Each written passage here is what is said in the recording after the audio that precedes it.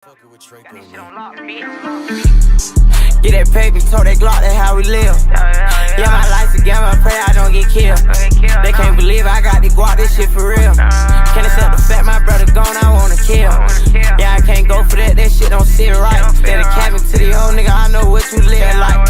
Ain't worried about all, just fuck these hoes and live life. I go on the drill, I'm smart enough, you gotta know how to kill. With Tanjiro now being promoted to the rank of Hashira for his assistance in defeating multiple lower-ranked and upper-ranked demons. This was a shock for our hero, as he could only bow his head in acknowledgement. Memories of his family begin to flood his mind and also his life. Every moment, every battle, each action, each time he's picked up this blade and swung it to defend others who could not defend themselves, has led him now to becoming a Hashira, the highest rank among the Demon Slayer Corps. He was honored and grateful. However, Ubuyashiki has to let him know that this was only the beginning of the end. To truly help cement himself into the history of their organization, he must help lead the Demon Slayers in order to defeat Muzan, because he believes this will be a turning point when Tanjiro had arrived here. This will restore order into the world. Tanjiro then lifts his head with more determination in his eyes than ever. He stands now, heading out, and eventually getting sent his robes and his new rank being announced to the rest of the corps. However, no one could even find Tanjiro after this, as also this is when the Hashira training began, and the Demon Slayers who were there went through hell. This was no easy task, to pass through each trial given by the respective Hashira. Some of the Slayers made it up more up the mountain than others, and then found that it was snowing. Freezing cold air began choking them and made it hard for them to even move. Under the newly appointed Hashira, Tanjiro, who mastered the art of frost breathing, he then trained the lower ranked Demon Slayers as they began taking on this grueling intensity of training, set up in the backdrop of a desolate, snowy mountain. This training not only challenges the physical limits of the trainees, but also tests their mental fortitude in harsh and an unforgiving environment. As the trainees arrive, they are greeted by the biting winds and thick blankets of snow that seem to swallow the sound of their own footsteps. Tanjiro, with his unwavering spirit, leads them into the frigid wilderness, emphasizing the importance of adapting to one's surroundings. The air was thin, making every single breath a struggle, and the cold air gnaws at their resolve. Tanjiro continues to explain that strength lies not in just the physical prowess of a Demon Slayer, but the ability to endure adversity, explaining that for many centuries the Demon Slayers have endured the harsh cruelty of this world because of Muzan. Now it is time for them to turn the tide, but the only way to do that is to come together as one and help each other sharpen each other, as iron will always sharpen iron. The training regimen is rigorous. Each day begins before dawn, with the trainees performing warm-ups that involve physical exercises, pushing their bodies to the brink of destruction. They run through the snow, their legs sinking into the powder, while Tanjiro encouraged them to harness their breathing techniques. Leading by example, he creates ice constructs that serve as both weapons and shields, forcing them to only seek mastery. As the days pass, the trainees continue facing various challenges designed to test their durability. They engage in combat drills where they must defend against Tanjiro's icy onslaught. Each strike from him was frost infused by his techniques and sends chills through their bones. He continues to teach them to adapt and counterattack despite the overwhelming coldness around them. They learn to embrace it, using it to their advantage, as if they could hide and mask themselves within the snow.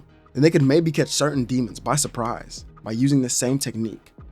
The harsh conditions also force them to rely on one another, fostering camaraderie and resilience.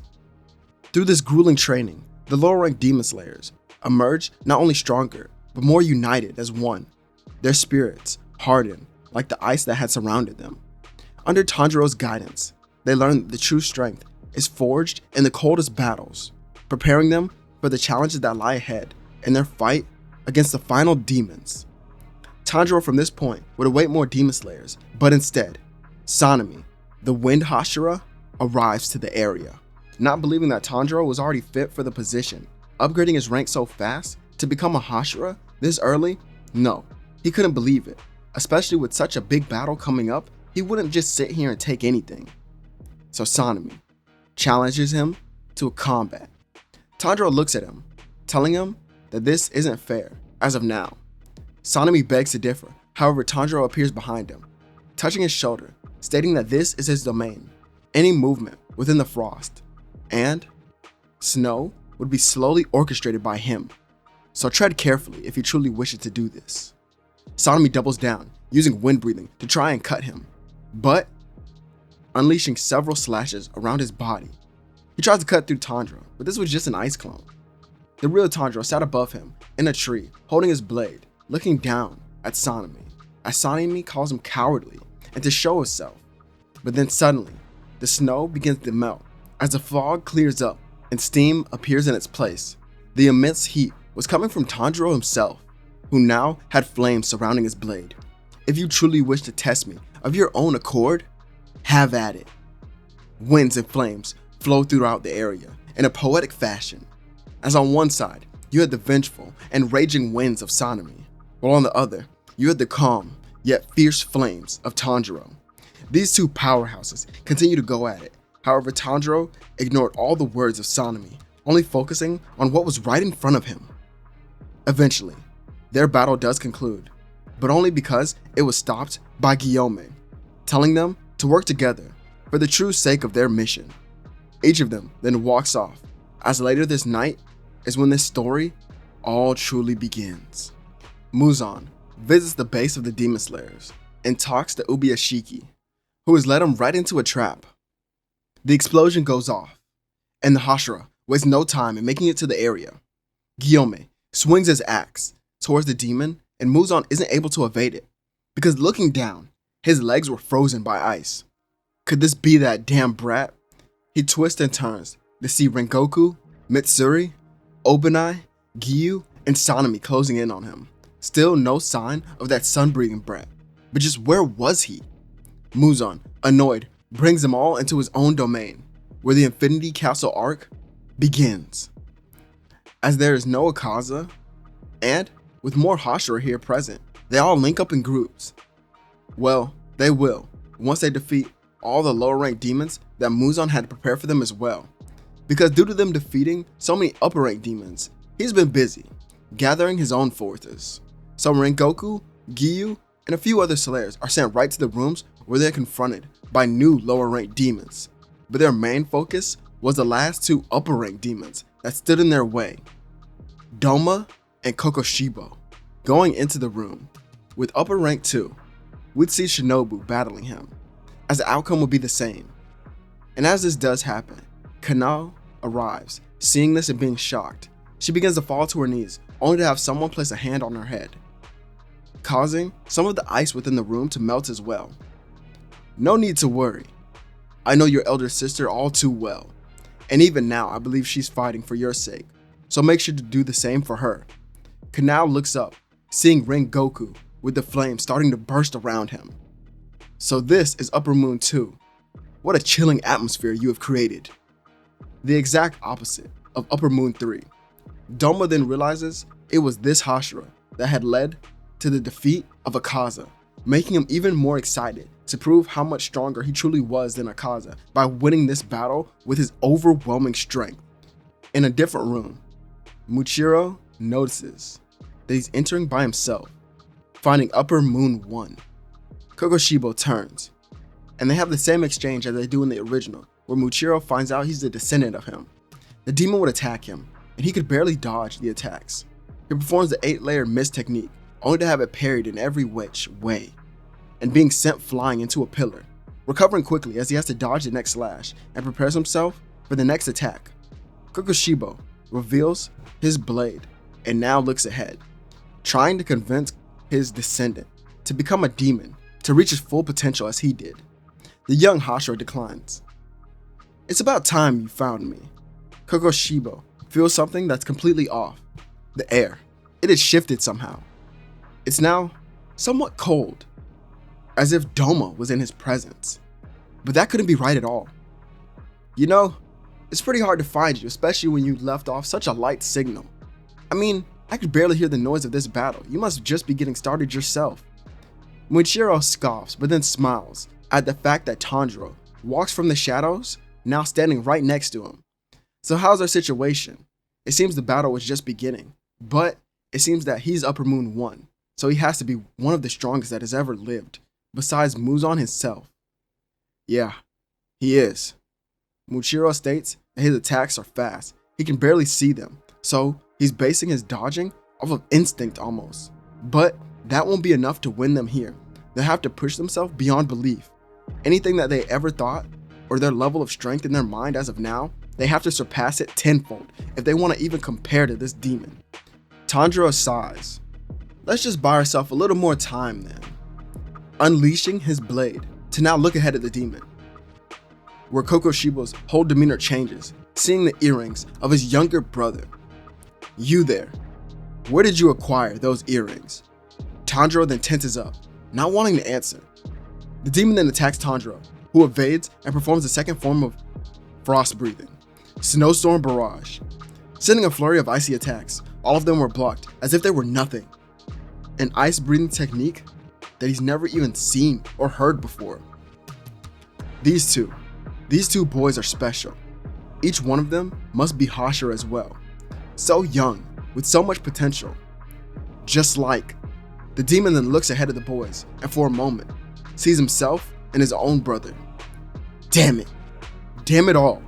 What a dreadful memory that I must erase. He then stood frozen for a moment. Tanjiro could sense Genya. If he had made it, that means the other Hashira would be closing in soon. Genya shoots his shotgun only to instantly have all his limbs severed from his body before he could even move. Genya, no! Tanjiro rushes over, cutting off some strands of the demon's hair while protecting his friend. This time, moon breathing attacks are sent their way, and Tanjiro wouldn't be able to move and save Genya. So, instead, he prepares to counter these attacks with his hidden technique. However, Sanemi and Guillaume arrive at the perfect time, blocking the attack for Tanjiro, as Sanemi turns back, thanking him for protecting his brother. These two then rush in together, while Tanjiro would listen to Genya, then feeding the hair to him. Kokoshibo responds with incredible defense alongside his speed, putting these Hashira on notice, telling them that they wasn't a joke at all.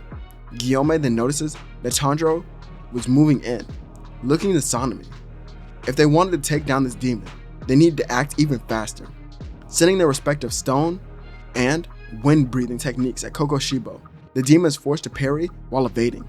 However, as his right foot lands on the ground, ice completely covers it. Kokoshibo's middle row of eyes then turn to see Tanjiro, while his top row sees Muichiro. In this moment, a whirlwind of crescent moon slashes send all the slayers flying back, each one hitting their respective pillar and coughing in agony. The demon first heads for Guillaume, believing that if he died since he was the strongest, the fight would die quickly. Guillaume looks ahead and smiled. Explosions then go off in front of Kokoshibo, as this was the work of Tengen Uzui, with the demon caught off guard. It was now time for their plan to go into action. Each one of the slayers moved in to strike Kokoshibo, using their slayer marks, but was instantly cut by his blade. However, we see that Tanjiro moved without a second thought, as he couldn't be sensed by the demon. Just what was the state of flow that he had certainly achieved? As of now, Tanjiro had entered the see-through world for just a moment. The demon then goes on to move, only to have one of its hands completely cut off by Tanjiro. Caught off guard, he jumps back while Tanjiro follows. His speed is increased, and he's closing the distance fast. From the other side, Muichiro cuts across his back. The robes are completely torn, causing anger to fester within the demon. The moon slashes reappear, and they must dodge once again. Kokoshibo turns to instantly parry the attack of Tanjiro. He's still increasing his speed. They seem to be getting even faster, but could that be his doing? Being pushed back by the hands of Tanjiro to the broken side of a pillar, Tanjiro looks ahead smirking. You asked me earlier where I got these earrings, but I've actually gotten them from my father and his father before him. Kokoshibo was confused because Yorichi's family was said to be killed by a demon. So was this boy a part of some secret lineage? Even then, how could he evaded, or his ancestors evaded him and Muzan throughout all these years? Just how? Wait. Kokoshibo begins thinking that it couldn't be possible actually.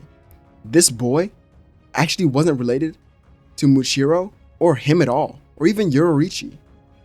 Angered, Kokoshibo begins to direct all his attacks towards Tanjiro, who is able just to slowly evade them thanks to the see-through world. But even Tanjiro didn't know how he was doing this.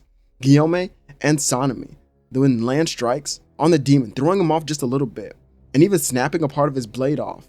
The fight continues, as the same would happen. Genya, with his newfound strength, shoots at Kokoshibo, and the bullets would later create trees that grow through his body. Mushiro and Sanemi would stab him, and he begins to have flashes of his previous life, of a human, until seeing the final battle of him and his younger brother.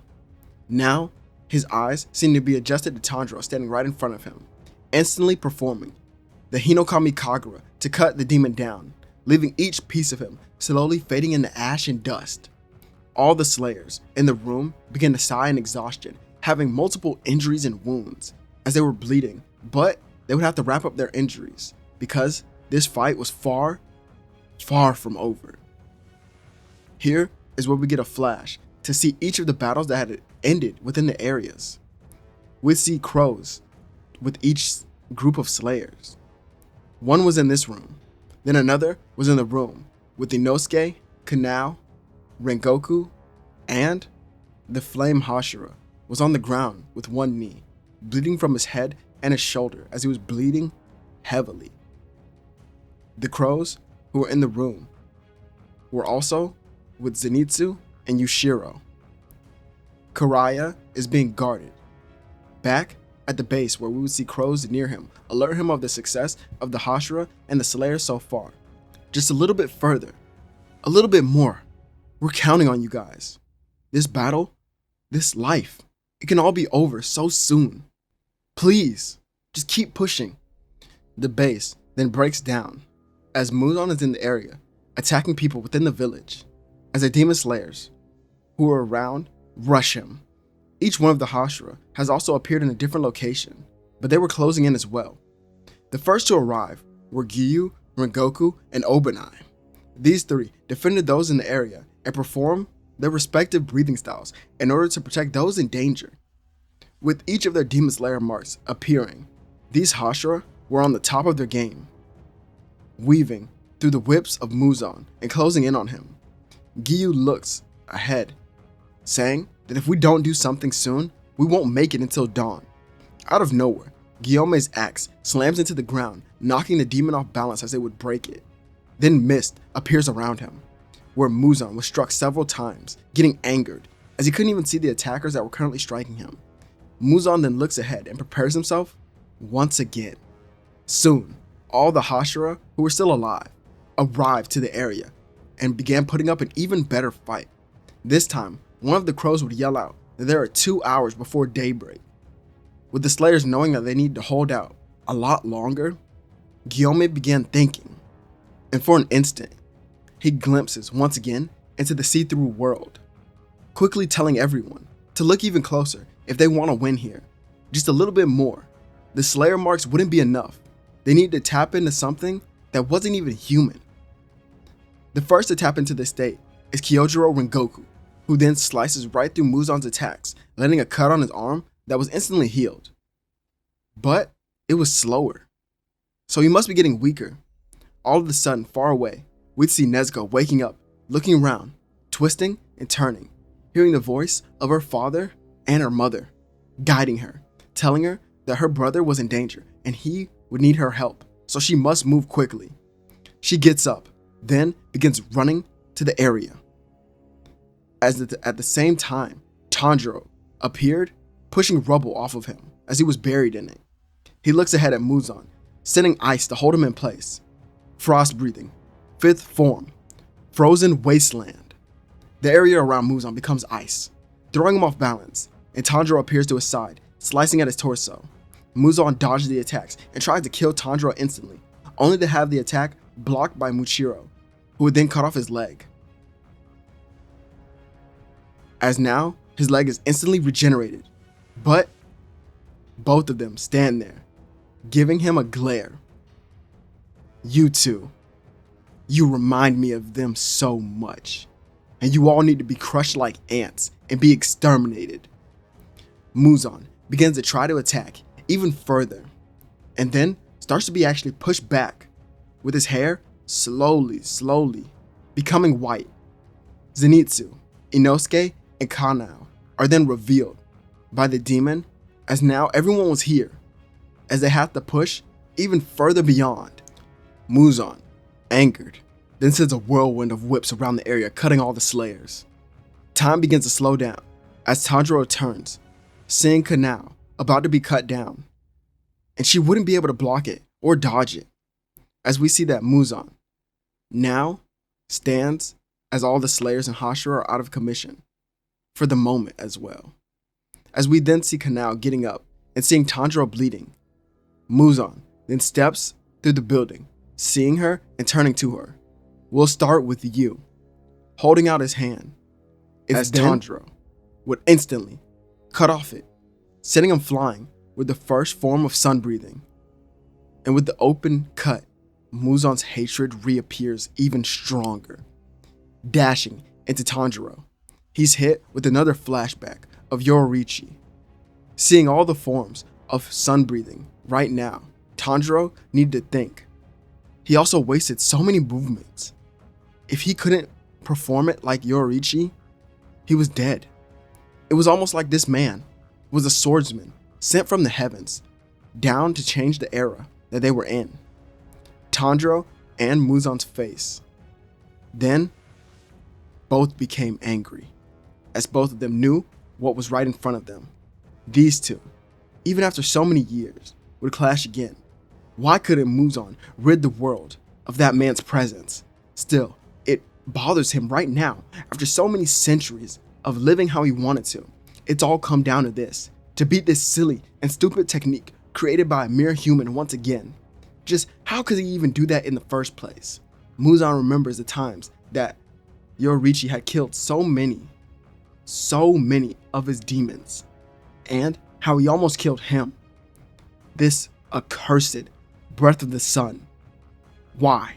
Why was this the thing that haunted him so many nights and so many days as he lived? Tanjiro began trying to connect all forms of sun breathing, and as they continue to fight, Muzan's scars slowly but yet surely began to reappear. With only 50 minutes left until the sun rises, Tanjiro looks around and then sees the destruction. Gyome has lost a leg, Rengoku an arm, and Giyu was nowhere to be found, probably buried in rubble, and everyone else, he couldn't even see them, but he hoped that they were okay. Damn it, just a little bit more. Muzan then notices how the poison is affecting his body. He's aging rapidly. So how much longer could he really sustain this battle at this rate?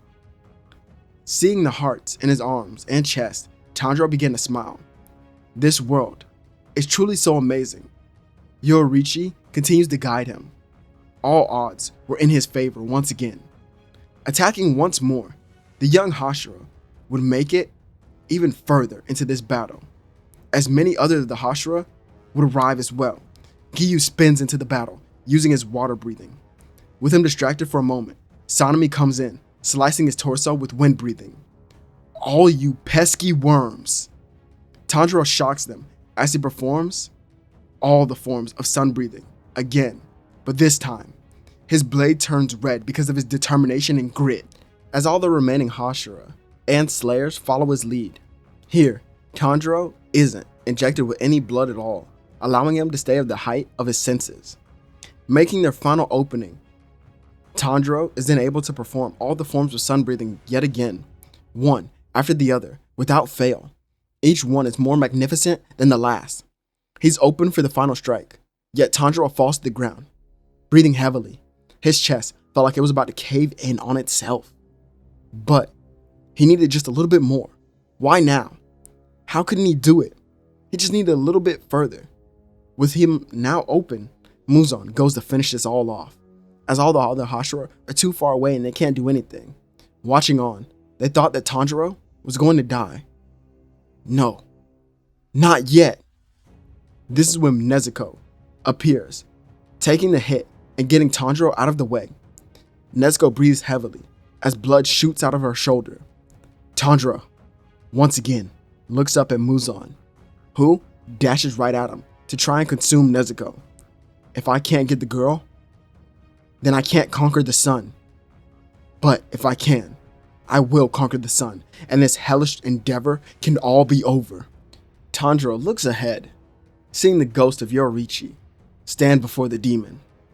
What was this? What is going on? Could he be hallucinating once again? Tanjiro tries to focus on the scene right in front of him, but also notices his vision seems off. As then, Tanjiro figures out that one of his eyes were slashed, as this will be a scar given to him by the King of Demons. Damn it, can I even do this? Everyone, they're really counting on me. How can I do this? I've never been faced with such an overwhelming threat. He's so strong beyond any of my beliefs, anything that I was told, anything that I could have prepared for. How can I win here? Can I even push just a little bit longer? Tanjiro begins doubting himself, his mind clouded with all the judgment, all his mistakes that he's made thus far, until Nezuko reaches out, telling her brother to go. Tanjiro can feel the hands of all his fallen brothers and sisters telling him as well. As opening his eye, he looks forward once again to now see his father's ghost standing there near Yoruichi's, guiding him. Tanjiro calms his spirit and his heart. He then takes a step, catching Muzan off guard because his flames begin to burst out, becoming red. Flowing with the movements of Yoruichi and his father's ghost, respectively, he cuts through each one of Muzan's hearts and then severs his head. Everyone in the area stood shocked. As this all happened in just a mere moment, their eyes widened at the sight of Tanjiro, moving as if they'd never seen him before. His movements were all perfect, something maybe out of a folktale or a myth. There's no way he could have done this just now. This moment of strength where he just pulled out all of these attacks. Tanjiro had reached a new level that they had never seen before, almost tapping into the strength of those slayers from the Sengoku period. Everyone, everything. The world almost stood silent for a moment. Time was frozen. Jaws were dropping. Tanjiro himself couldn't even believe it. But still, he wasn't as strong as his father or Yoruichi. But as he had cut off the head of Muzan, he was still cut across his chest. So, he falls to his knees, beginning to bleed while coughing. Muzan's eyes, while his head was on the ground, began to focus on him as he slowly began regenerating and tries to make his way to Tanjiro. However, in this moment, they had did it. They had made it. They had outlasted everything as the sun finally began to rise. Tanjiro continued to cough. And then, Muzan screams out in pain. He tries to create an outer layer of skin to shield himself. The remaining demon slayers, who could still move in the area, begin to attack and push him more into the sunlight where he begins to burn. Nothing at all was able to stop it. This was where the King of Demons finally dies. Everyone was quiet. Then they suddenly erupt, not even believing that it was over for themselves and they were here to witness it all. A bunch of people began to cry out and cheer as all the medics soon ran into the area to tend to the wounds of the injured. Many of the Hashira had perished from this battle and gained crazy injuries, such as Mitsuri, Obanai, Gyome, and Shinobu. And the rest of them, the injuries that they had, the scars that were bared on their body, would be with them for the rest of their lives. Days later, we'd see the aftermath of such a great battle, wherein the last Ubuyashiki's son, Karaya, sat in the room with all the remaining Hashira, officially disbanding the Demon Slayers. However, here, Tanjiro would suggest creating something in order to protect the innocence of the people from any evil that could appear in the future. And so they would. Years upon years began to pass as time began to flow, and the lands became more peaceful thanks to the protection of the Ubuyashiki samurai, as even this name had transcended history, as it should. As now, we see many of the descendants of our heroes who look very similar to their ancestors. Seeing a young boy who looked just like Tanjiro, standing up within a dojo smirking. At the moment, he was being challenged by another boy who seemed to be the descendant of Muchiro. The two would stand in their respective stances and rush in while clashing the wooden blades together. This is where the story of the ice-cold Hashira would end. I hope you all enjoyed, as it did take me a while to finish the story, because I took such a big break in between. But I'm back now, as I hope you all did enjoy it, as I have a lot more interesting videos coming your way. And don't be afraid to drop any video ideas you have in the comments. My name is Zero, and if you like the content that you listened to today, consider subscribing, as my channel will now be on the road to 50K. Thank you all for everything, and I'll see you all on the next one.